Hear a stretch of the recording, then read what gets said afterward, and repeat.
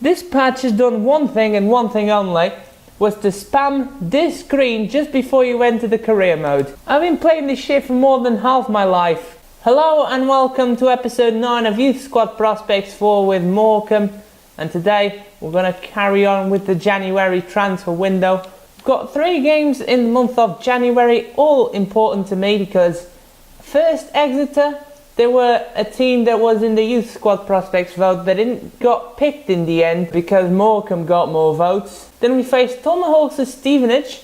I'll leave his channel link in the top right, go click on it. He does this series with Stevenage, definitely go check him out. Then Northampton Town, they were another team in my vote, but I'm glad someone picked Northampton Town up, and that was Beerham's. Very good series if you want some extra Youth Squad Prospects goodness. And finally, last but definitely not the least, Oldham Athletic, done by not one but 2 very close YouTubers to me. First, Long Live Papak, who did the channel art banner for the home page. Go check him out, he does Oldham Athletic, and of course, if you haven't heard of him, you've been living under a rock, and that is Parin DK. Alternative realities going on between them 2 YouTubers, which I really appreciate this year. And as usual, let's get on with the kit upgrades for today's episode. First kit upgrade of the day goes to Tibor Kisley, the new kid from the Youth Academy. And this is from Mike's. He's got his own MK Don series going on. Even though it's on FIFA 18, it feels fresh. So I recommend you go check that out. I'll make sure to leave his link in the description. And really interesting about this customization is that he's got the turtleneck, the undershirt, the gloves, and he's got low socks. Yeah.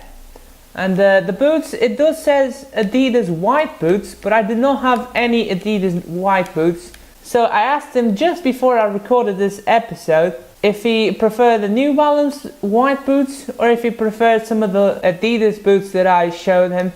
And he went with these New Balance boots. So thank you very much for the quick reply. Second kit upgrade of the day goes to Michel Gallo, and it's from Cult of Gaming. He really does like the boxing tape, but it makes sense because he wears the colours of the club. And the untucked tight t-shirt is always a good one, and those are the only Under Armour boots that I've got right now. The good thing is that these actually look really nice with the kit because they fade into the socks. Goes from light blue to dark blue. Love that. Finally, with the kit upgrades out of the way, it's time for the first game of this episode, and it's away against Exeter City. Starting lineup on screen is the first team side. We've had a full week's rest after last episode, so hopefully we can beat Exeter today. I'm confident. EFL League 2 action here live from St James's Park, not Newcastle Stadium. It is Exeter's home ground and they are in the playoffs.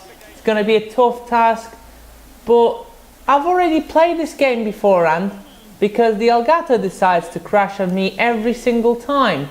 I've lost track of how many times I've tried to actually record this episode, let alone this game, which is the first one. And we've beaten them more times than we've lost. Ball down the line, Chumacero gets it over to the Scout Future Star. Here is the Fresne. Ball is inside. Santoro's got everything to make it 1-0. And he does. Thank God for that. I thought he was going to miss for a second. He puts us 1-0 up just when we need to. Just when I thought another bullshit game was on the cards. Here comes the opener for us. 4th goal in League 2 for Antonio Santoro. There we go, Chumacero. Svensson has Russo wide open. Why is Exeter not marking him? He's just our top goal scorer. Here he is setting up Santoro again. This time it's blocked. Blow the whistle, ref. That is it.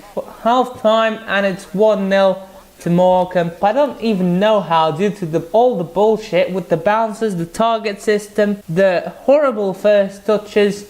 And it's all the game to blame because I feel like I can't control my players. 3 changes at the break. Kisley, O'Byrne and Erstgaard are on. I'm going to give Kisley the chance to debut his kit upgrade. Erstgaard. Here is the reverse ball to Russo. He's got someone arriving at the front post. It's trickled in. Thank you very much for that. Who has scored the goal? Didn't got the time to see. It is O'Byrne. who creeps into the box and finishes it. Just a little touch, great sequence of reverse balls here, and right there on the edge of the 6-yard box. O'Byrne has the easiest of jobs of just tapping it in. Keeper probably should have done better. And that is full time, 2-0 to Morecambe. Get in. This is definitely one of the games that will not live long in the memory. Got all 3 points we wanted from it, so very happy with that. Very good performance by Russo, who got the man of the match. Just one of them days where the CPU does everything against me on purpose and they still don't get the job done. Second game of this episode. Unfortunately, we're at home for this one because it's my bogey team in Stevenage, and it's also Tomahawks' team for this year's youth squad mongrels, as he calls it. Starting lineup on screen, just 2 changes from the game against Exeter City. Guidi and O'Byrne replaced the tired Santoro and Krav for this one. The rest is the first team. Hopefully we can pick up a result against Stevenage for the first time in absolute ages. I can't remember getting a win in all the FIFAs against Stevenage. EFL League 2 action here live from the Globe Arena, and we are hosting my bogey team Stevenage. I've already tried to record this a couple of times and I've lost both times. Guess what? 90th minute bullshit winner. Hopefully that won't happen in the proper recording. Time even more O'Byrne. Yes, Svensson lays it off to Russo. And he puts it out wide for Farrell. So many players charging into the box. The header comes in from the Fres. It's a weak one for Farman. Well, that is half time. 0-0. It's been a boring 0-0 draw. And that is dangerous, especially because it is Stevenage we are facing. I've got an ace up my sleeve. I've dropped Russo into the midfield because he's a brilliant passer of the ball. And Erskard, Kissley and Baker are on for the second half. Hopefully this ace up my sleeve is the one that's going to cut it here today. Here's the Fresno with the corner kick. It's definitely not towards where I wanted it to go, but it's worked out anyway. Going short this time. Here is Baker with the header in. That is dangerous. That was Lewis with the header, my bad. I can sense a bullshit goal coming. Oh, good save, McNeil. And he'll throw it out. The Fresno sends it over to Gallo. I see the man running forward. It is Russo in behind. Here is Russo. Come on, mate. How have you not finished that? Oh, well, that is so your chance. Here is Russo. Back inside Baker. And that's a penalty. I'll take it. I didn't even see the foul. I was just concentrating on the gameplay. But Timlin has had a rush to the blood and he has committed himself. That is a penalty. The ball was well gone. Well, the best penalty taker, the Fresno, is only a 47. And this will be the last kick of the game. Going to the right. Thank you very much. Take that, Stevenage, for 90 minutes of bullshit. We've been able to hold on. And now we get the goal. And it's a smash and grab. We got one of their little dirty tricks out of their book. And we have applied them on the pitch today. The Fresno with the penalty. It's his third goal in League 2. Congratulations. That should be full time. Surely. Referee, blow the whistle. There we go. Get in, boys. We've so deserved to win and thought the bullshit was going to catch up to me. But no. Had more than double the shots. The shots on target were the same. Most of our shots were just blocked. We even had more possession than Stevenage. That's how good we were today. The Fresno with the man of the match. When there's only one goal in a smash and grab, normally the goal scorer gets the man of the match, and that's no different here. The Fresno, the scout feature star, he's been quiet throughout the season, but today he has stepped up to the plate and took that penalty away. Very good performance all around. Especially Baker coming on in the second half. He didn't have a sniff of the ball and still managed to make an impact by getting the penalty for the Fresno. Third game of this episode, we're away against Beerham's Northampton Town. Starting lineup on screen is the first team side with a couple of changes. Guidi and Erskard are on for Redenton and the Fresno, who are still slightly tired even though they had a week's rest. EFL League 2 action here live from the Sixfield Stadium. And we are going away to Beerham's Northampton Town.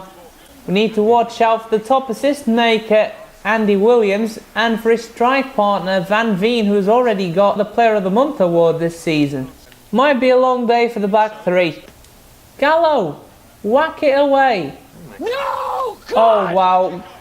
Why did you leave the net, McNeil? Why?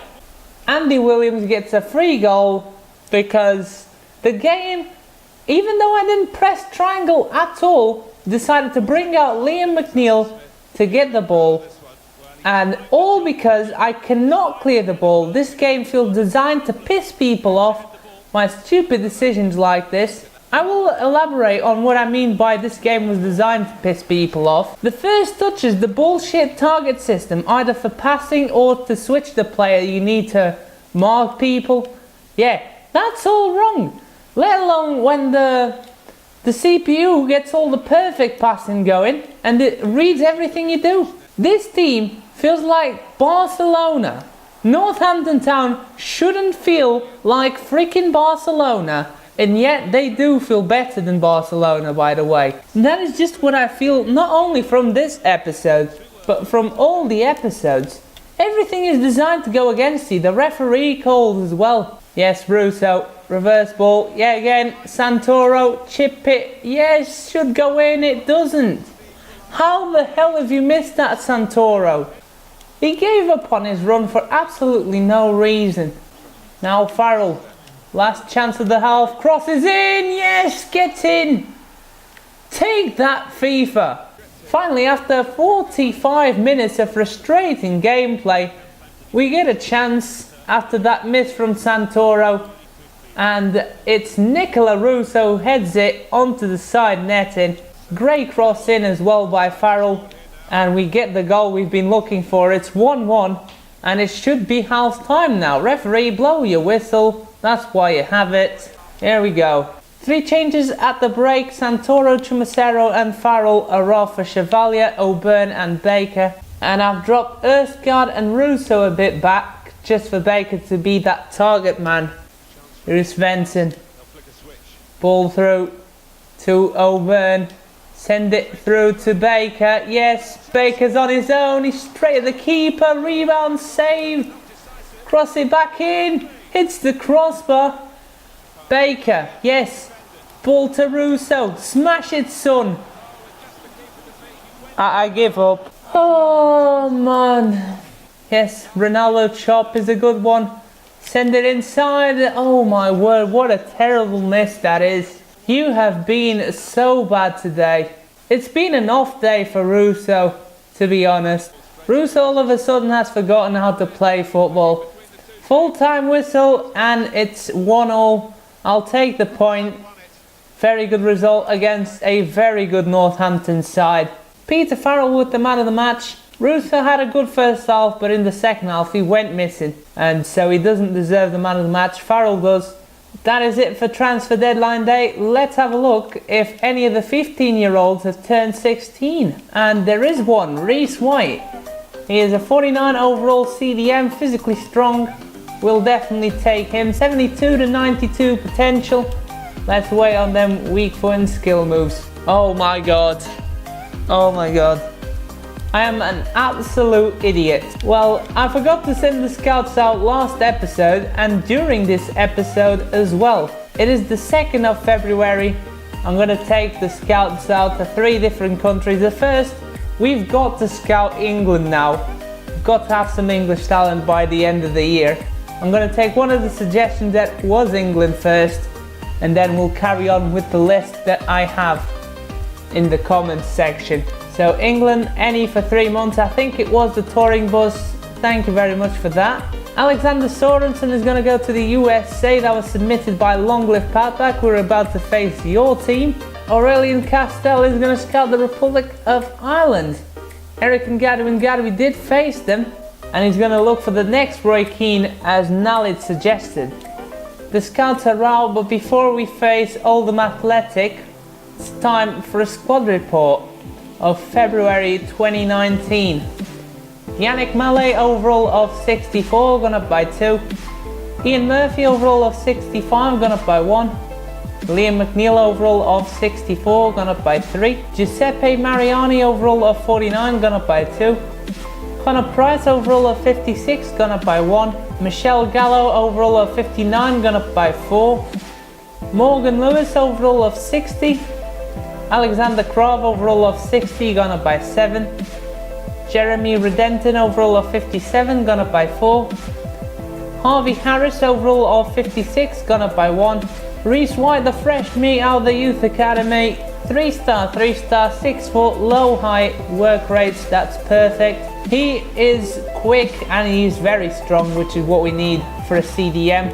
He's going to play centre back, so that's very important. Stand tackle and shot power are his 2 best technical stats. The rest are in the red.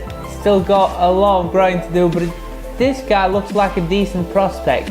Valerio Guidi overall of 60, gone up by 2. Doesn't have a status, just turned 60. Tibor Kisely overall of 55, gone up by 1. Peter Farrell overall of 56, gone up by 1. Thomas O'Byrne overall of 48, gone up by 3. Bruno Chumacero overall of 55, gone up by 5. Antonio Santoro overall of 55, gone up by 1. Kamil Pokorny overall of 55, gone up by 1. He's wearing the number 19, it's his idol's number in Ladislav Rybar. Nicola Russo overall of 53, gone up by 1. Mikael Svensson overall of 54, gone up by 1. Brian Duffy overall of 53, gone up by 1. Dylan Brennan overall of 53, gone up by 2. Dominic Baker overall of 49, gone up by 1. Gabriele Ferrari overall of 47, gone up by 3. Christophe Chevalier overall of 51, gone up by 2. Philip Erskard overall of 57, gone up by 2. And finally, last but not the least, Stefan de Fresne, the Scout Feature Star overall of 64, gone up by 4. Now that the last transfer window of the season is over, I'm going to release 2 players that I am allowed per season. I'm going to choose the 2 highest rated ones that are real. And the first one is AJ Light Smith. He is a very good striker, but unfortunately this is not about the real players. The second one is Jordan Cranston, a very good left back from Wales. Sorry mate. We are doing really well of getting rid of the real players. Still have 2 on the transfer list. They didn't got any bids in January. But now with the managerial stuff out of the way, the transfer window is over and we send the scouts out. It's finally time for the last game of the episode. We're going away to sparring DKs and long lift patbacks, Oldham Athletic. Starting lineup on screen is the first team side, which is 1 change. White is getting his debut over Redenton, who sits on the shelves. Out of the defenders, I think White can shine simply because most of the players cannot pass a ball to save their life. And that's what I'm really evaluating in why I think he does have the defensive capabilities we need, but hopefully he'll have the passing we need as well. EFL League 2 action here live from Boundary Park. We are going away to sparring DKs and long lift patbacks. There's a bit of academy rivals going on between them 2. Really love it. Ball is through, head it. No. That's a great ball roll, a good save, McNeil. Oh wow, that's a bad pass. Here is, oh what a challenge, Gallo. Oh yes, who made that challenge? Valerio Guidi might have just saved his first team place with this challenge, because I thought he was done in the first team. He's turning more into a bit part-time player, and with that challenge he's going to stay in the first team for a long time. Here is McNeil, send it through, Santoro. Oh, ball over to Russo, can he finish? Oh he can. I thought he was going to get this possessed, but he doesn't. I'll take that. How the hell has that slipped through the defense, literally under their nose, and somehow Russo snatches the goal right there. What a finish by Russo. What is that? Guidi. Man, after having such a good performance so far, blocked by Lewis, there we go. This is why he's the main defender at the club. It's half time and it's 1-0 to Morecambe. And the defense has stepped up like I wanted them to do. All the players that went up in overall are coming on. Erskard, O'Byrne and Kisely are on for Santoro, Chumacero and Farrell for the second half. Oldham Athletic still on the persistence. Still going through, cross in, it's cleared out, still rolling about, and that is a goal for Oldham Athletic. Just what we didn't need. How many times have we conceded this kind of goal where we clear it away straight to the opposition and they pounce on us? This game, the CPU goals are all about rebounds. Russo. That's not forward, mate! That's sideways!